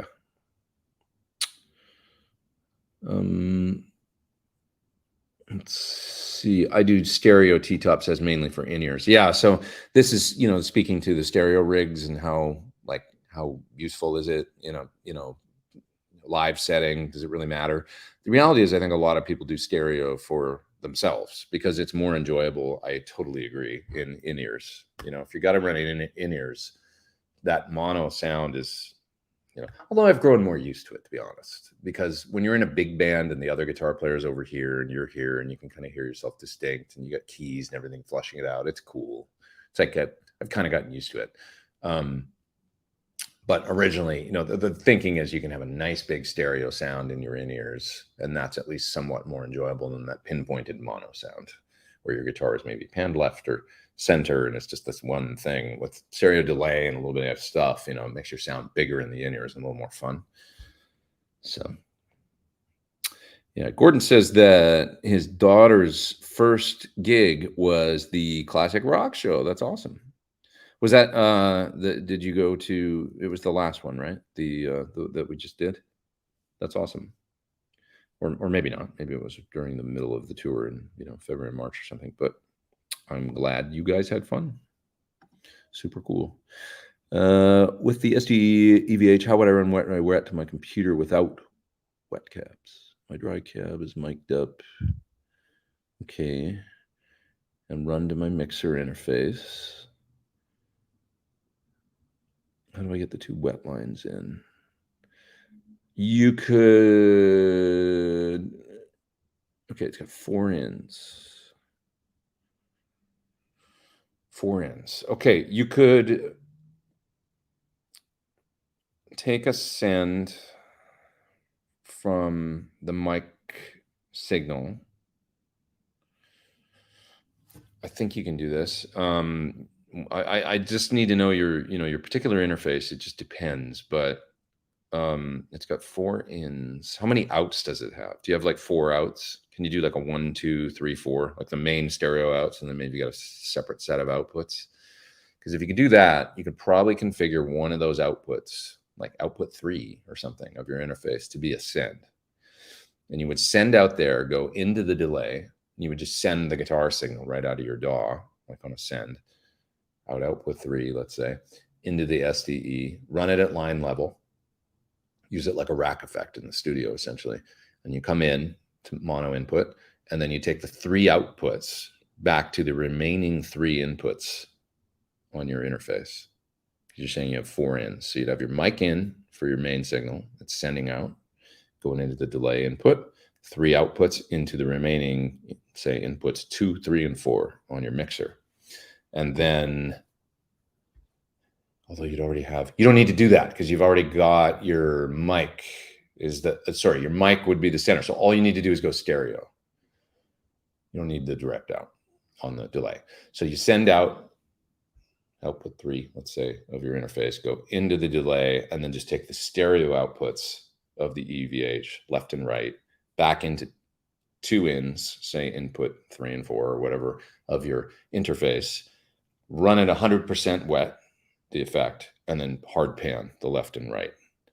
And then that's like how you would have run in the studio, SDEs or H3000 or anything too. Essentially, then you're returning it on two faders, left and right. You got your main dry, that's the mic signal, and then you got the other ones. And yeah, you get A to D and all that a little bit. It doesn't matter because you're running it 100% wet and it's just delay signal that you're then blending in. So that's the way you could do it. It's a little complicated to do it that way. You know, is the juice worth the squeeze sort of thing? You could probably get a very similar sound maybe out of some plugins, you know, but you could do it that way to record, and it would be a very sort of pro studio, old school way of doing it. Hopefully that made sense.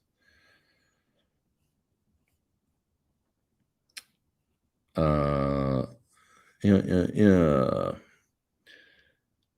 Let's see. Big John's Guitars says, I'm the tech that turned Mark Letirio into parallel switching humbucker. That's cool. You are one hard-working dude. Thank you, man. Yeah, I love humbuckers in parallel. It's good sound for sure. It's really close to, I mean, it kind of made me go like, well, I don't really need a bridge tap single coil. Like it's about the same output as a single coil, but it's still hum canceling and it's got a great snappy sound to it. It's like, this sounds good. Like, I'm not a huge fan of bridge single coils anyway, to be honest. It's kind of the least, you know, like I do a lot of position 2 on a Strat. I mean, sometimes the bridge single is cool, but I'm always rolling the tone control back a little bit. So the slightly fatter parallel thing that still has about the output of a single coil and has all the snap in it, it's cool to me. I don't know, I like it. So, yeah. When you're playing more high gain metal type sounds to your PT100, what OD do you use?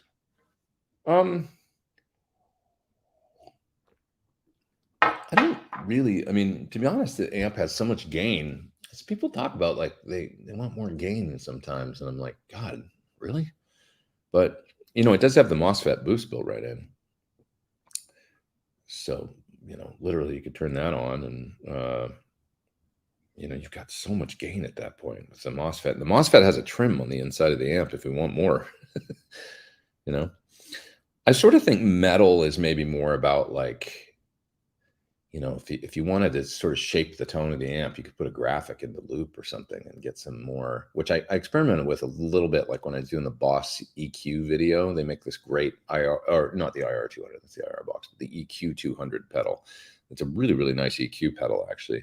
You can take that and carve out a little bit of mids and stuff, you know, and then get that going. But I'm not the biggest fan of the boosting into the front end for metal. I mean, I know guys, I will say the Horizon pedal. Okay. The Horizon Devices pedal that has the, like the nano boost or whatever they called it. And then they've also got an overdrive that's basically a two screamer type, but it's got a low end cut that's on a stepped switch.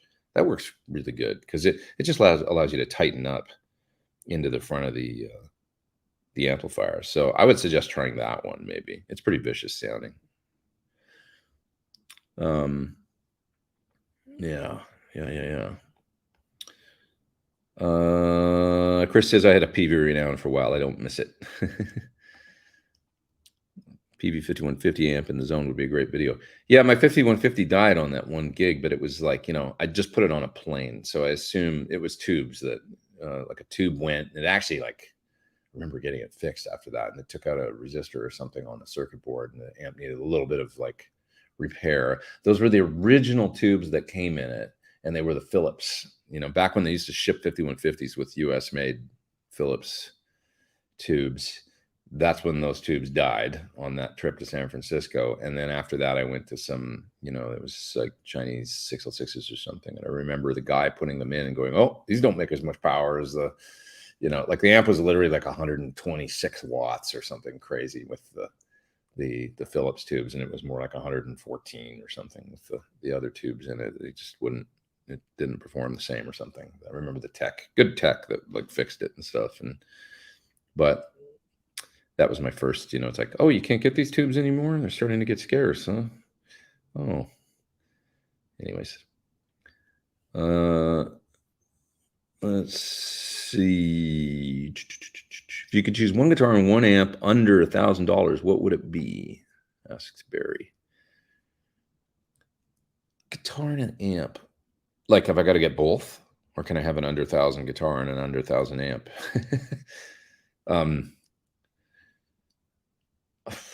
Man, let me think. Under 1,000 amp. I would probably look for like a used, like one of Dave's amps, like a Runt or something. I bet you could get a used Runt for, which has got a clean and a dirty. That would be pretty good. And a guitar, I would probably look for something made in Mexico by Fender, maybe, for under 1,000, or maybe like if you wanted a Les Paul type, I really think the PRS SE stuff is pretty good in that range. Really quite good. Are there any pedals that never leave your setup? The TC Polytune. Been there pretty much since it came out. It's the most important pedal on the board. Everything else goes out the window if you're not in tune. But I've had a Phase 90 of some sort on my board forever, even if I don't use it that much. Anything else that's been on there forever? Everything else has kind of moved around a little bit, to be honest. I've had a Mobius on my board almost since they were released. And I find that it's just a great Swiss Army mod box, So that's one it's a bit of a sleeper because we don't really talk about it. I don't talk about it that much, but I love the Mobius. Yeah. Yep. Totally not related to this. Where'd you get your earrings? You know what, man? I forget that these are even in there. I forget that they're like I've got them to put in I don't know, it was like the early 2000s or something. And they've just been there ever since. And I just never thought about it ever since. So it's been there hanging. Sometimes I go, oh yeah, those things are in your ears. But I think one was, they did happen at different times. I think one was Phoenix, and I don't remember the other one.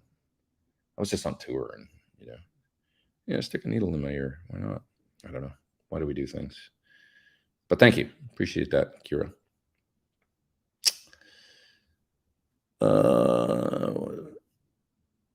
Yeah.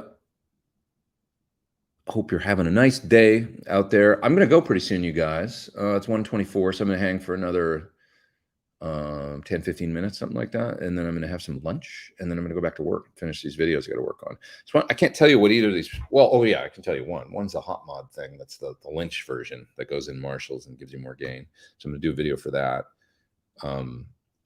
That's already out, so that's not a big secret. But what the other thing, I can't tell you what it is, but man, is it cool. It's not necessarily a guitar product, but it's an overall really cool product for just musicians in general, and super useful. I can see tons of use for it, and it's actually really unique and so easy to use and sounds great. And so that's coming out tomorrow, I think. And I demonstrated it in a number of different ways that hopefully people will find somewhat entertaining. So that's coming tomorrow. Karen makes a good point. This is an important thing as a bass player. I used in-ears once for a gig. As a bass player, I could not hear my root note. It was so weird. I heard some kind of harmonic. So what happens, Karen, often with in-ears and bass is out of phase with the PA.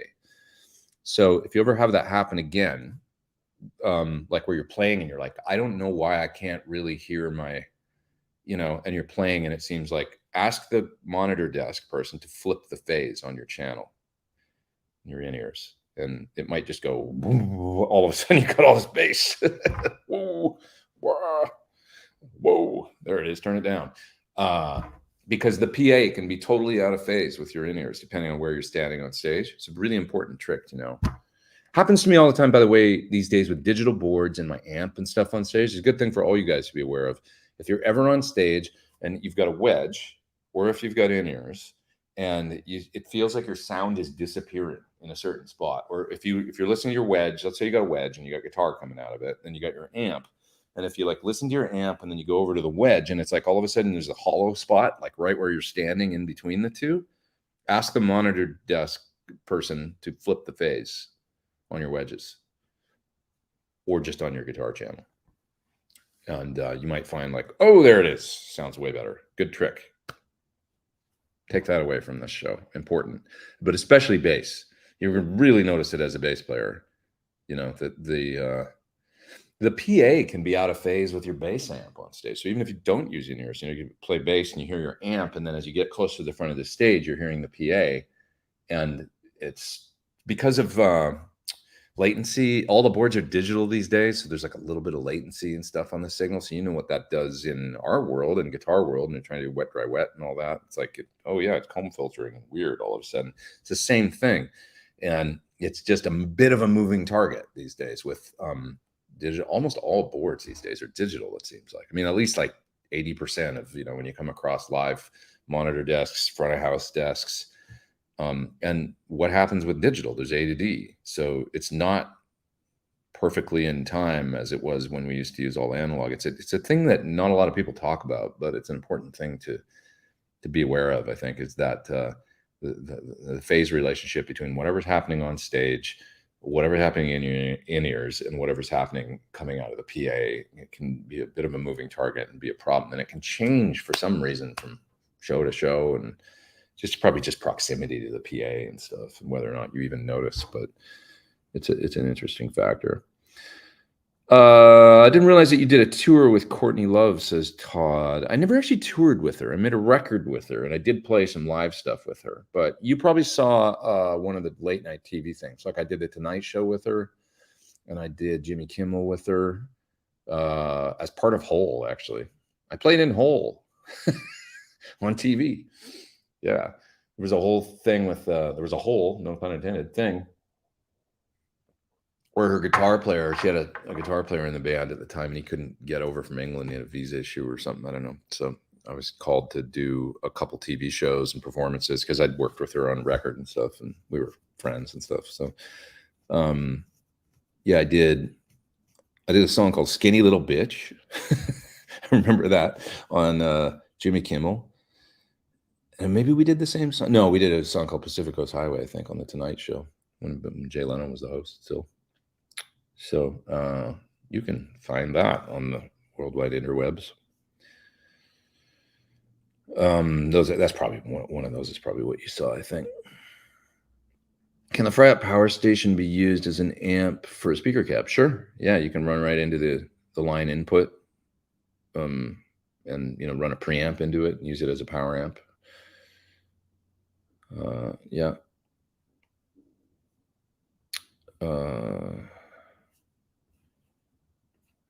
Yeah. What else we got here? Let's see. I have a Line 6 DT50. I don't know that much about those. It wasn't a big hit for them. I remember them. Amp developed with Bogner. Yeah. Have you played one? No, I actually haven't, but I do remember them. I'm glad you like it. That's good. It's awesome. John says, need a parallelizer. It's a great little product. If you want to do parallel rigs, this is made by Musicon Lab, by the way, folks. Parallelizer. It's a simple little mixer that gives you everything you need to do wet, dry, wet with up to 3 stereo processors, all in parallel, and have a dedicated dry path. Yeah.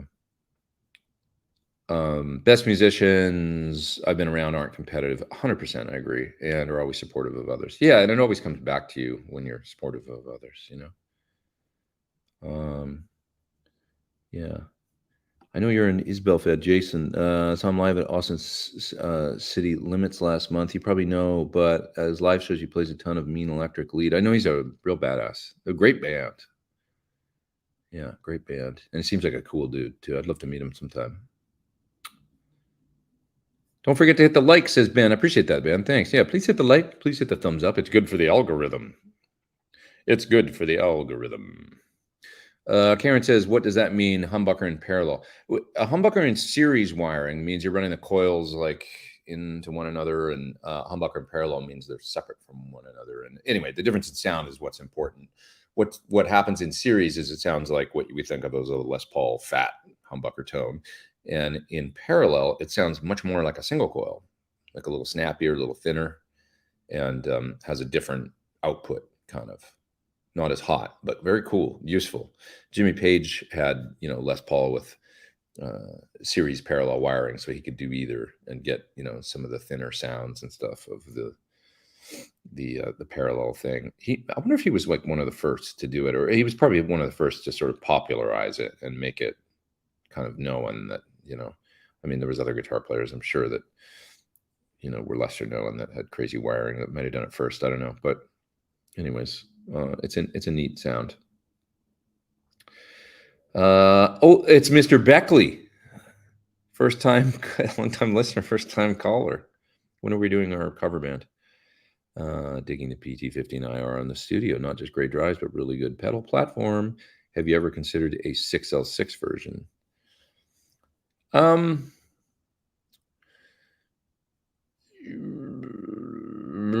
6L6 would probably be cool, actually. You know, here's the thing with my amplifiers, I generally sort of veer towards Marshall as being the primary thing. And when you pick a certain output section for an amplifier, like for example, the original custom audio amps were I believe 5881s or 6L6s, sort of that type of power amp. And it's got a slightly different voice, a little bit bigger bottom, a little bit bigger top than the Marshall thing. And the Marshall EL34 thing, and with a certain, you know, that style of transformer and everything, and it's always a little more mid-range. And it's just got a certain thing to it that I have trouble getting away from. And that becomes a little more, you have to pick one, you know. There's amps where they say, oh, you can use 6L6s or EL34s, and it's not a compromise. And I've never heard that. We don't really talk about the Mesa simulclass or something as being like, oh, this is the ultimate power section because you can use either. It always seems to be a bit of a compromise because of the different, I don't know, from a tech head perspective, I don't know how to describe what are the things preventing from being able to switch from one tube to the other, but there's different characteristics, and you know, it's like two different styles of power sections essentially, and they're somewhat different. So I always veer, long story short, towards the Marshall-y thing as being my primary. That's the sound I don't want to sacrifice. I want to be able to get the most true Marshall-y grind thing as my main thing.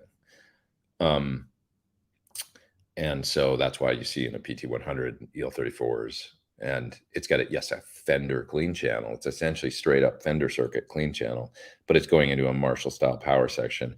And it's going to be a little more mid-range. You have a little less sparkle coming out of the power amp. Yes. But that's the trade-off. Do you go for the Fender-y style power amp or do you go for the Marshall-y? And I always veer in the Marshall direction.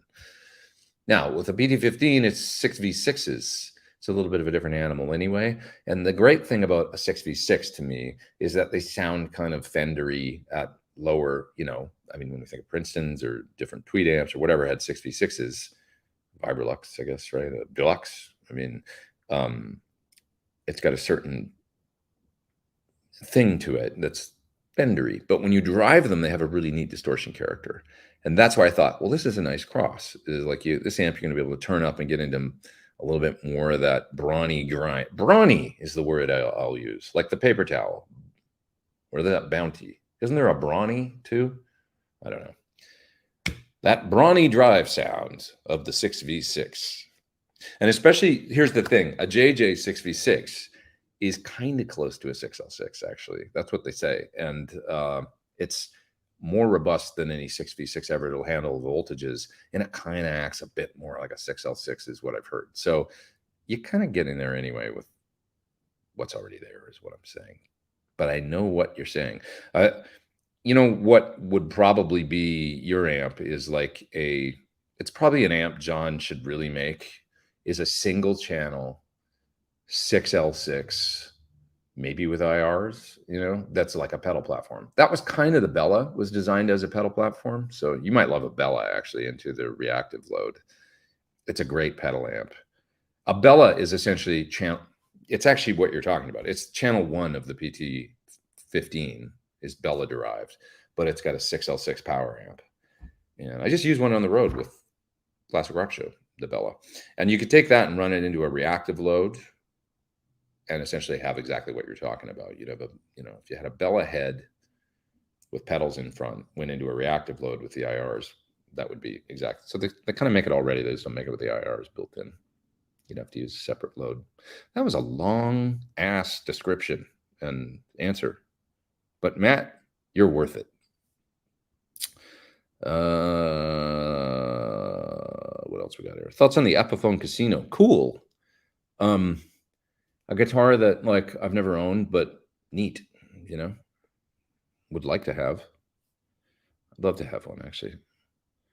Little semi-hollow situations with those, you know, a unique pickup and stuff. What else we got? I'm talking about vintage ones, but I'm sure the reissue ones are cool too. I definitely want to hear that Lynch mod. Yeah, it's coming. He lent me an amp actually, George, because I you know what the funny thing is, I haven't had a JCM 800 available, and that's kind of the main. You know, they work in other amps too, but a JCM 800, it's really, it'll work in a Plexi, a 4-hole Marshall, but you really lose volume control when you do that. And so it's kind of like, this is this little tube mod thing that you can plug into an 800 or a 2203 or 2204, you know, mid to late 70s Marshall. And it adds extra gain. It's like an extra gain stage, and actually it sounds really good. I did a video for one on my channel, but Lynch has a custom version, George Lynch, that's, you know, tweaked for him. And he asked me to make a video a long time ago, and I've had one at the studio forever. And finally, he wrote me a text the other day, and he's like, "Would it help if I dropped you off a JCM 800?" And I was like, "Yes, actually." So he lent me a JCM 800 to make the video, and I'm going to use that and do it. I actually have to do it today, which is crazy. Like, how am I going to get all this done today? But I got to go do it. So I'm going to go do it. That's why I got to go too. It's 1:30 already. It's going to be a late night again. Yeah, it'll be all right. It's just the amp actually belongs to Gilby Clark, so I gotta, and he needs it or something, so I have to return it. It says right on the side, spray painted, Gilby Clark. There you go. Oh, wow, wow, wow, wow, wow, wow, wow, wow. All right. Speaking of wow, she played a whole gig out of phase. Wow. Well, people don't know this stuff, you know, about the out of phase in-ear thing. You gotta, you know, just, it's one of the little weird pieces of information that you pick up over the years. Are you going to Sweetwater Gear Fest this summer? I am, yeah. I'm going to make a couple videos there. One on guitar amp microphones, I think, that I'm going to do in the studio. I'm going to do another one on the differences between Marshall circuits, I think, like JTM 45 versus 1987 versus 800. And we're going to, you know, compare some things and reamp and do some fun stuff. So it should be fun. Yeah. Any recommendations to power my Mesa Boogie Studio preamp, preferably tube? Somebody asked about this earlier. I was suggesting the 2 tube power amps I know of lately that are still made, still out there, fairly available, the Synergy as well as the Freyet 1 rack space. They're both 1 rack space tube amps, so I would look into one of those. There's somebody in our, having said that, in our stream here, in our chat, that mentioned they have a 295 for sale. So if you want to go old school Mesa, that's what I had with my studio preamp 30 years ago when I had one. So you could get their 295. It's for sale. Yeah, but that's a big 4 rack space behemoth. They were great though with that particular preamp. If I'm taking I've got lots of questions coming in here. I got to go soon, but as usual, it's busy at the end, which is great. I'm taking a line out from a dirty amp to send to wet effects. Does it matter what's doing the wet work? 112 combo, FRFR powered guitar speaker. Well, it totally matters. You know, what you want to do. You can do any of those things, but yeah, ISP Stealth, is that like a little powered guitar cabinet? You could use that. Yeah, who had that before? The Trademark 60, or was that there was a version that Tech 21, they used to make a little powered 112 that you could use. That would work. I mean, you could get a couple of those. Is that the ISP Stealth? Is that, I don't know that particular. I'm gonna look that up. That would be cool to know, actually, if there's a that's a pedal board power amp, 180 watt. ISP Stealth. It's Class AB too, isn't it? Interesting. Ultralight 180 watt pedal board power amp. Might need one of these. Got volume, bass, and treble controls. It's Class AB. Possible to come by a real analog gain and saturation from a pedal board sized guitar amp. Class AB amp and preamp with 90 watts aside.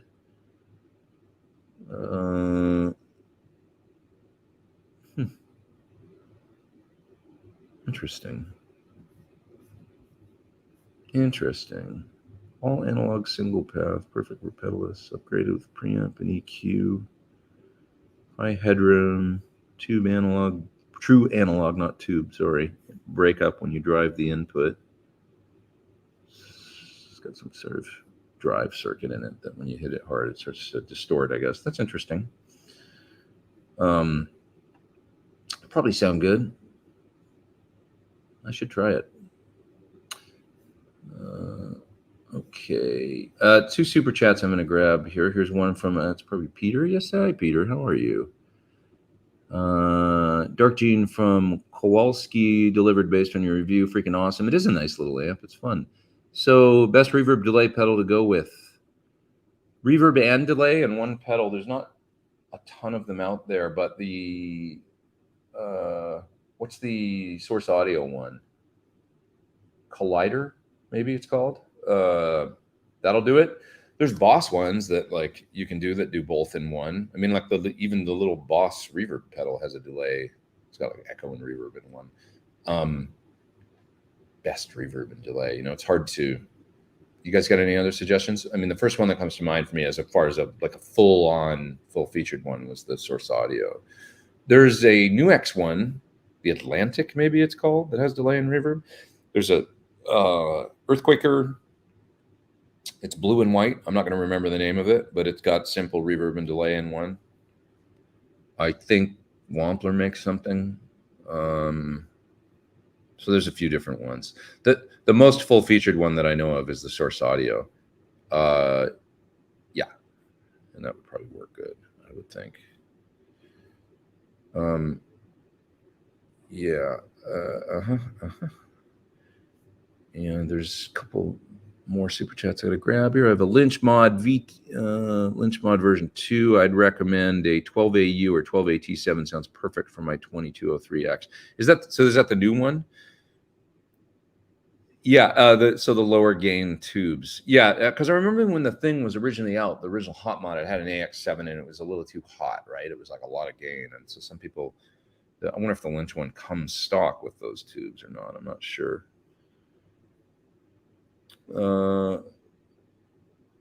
Yeah. Are you doing a classic rock band tour next year in the UK? I think so.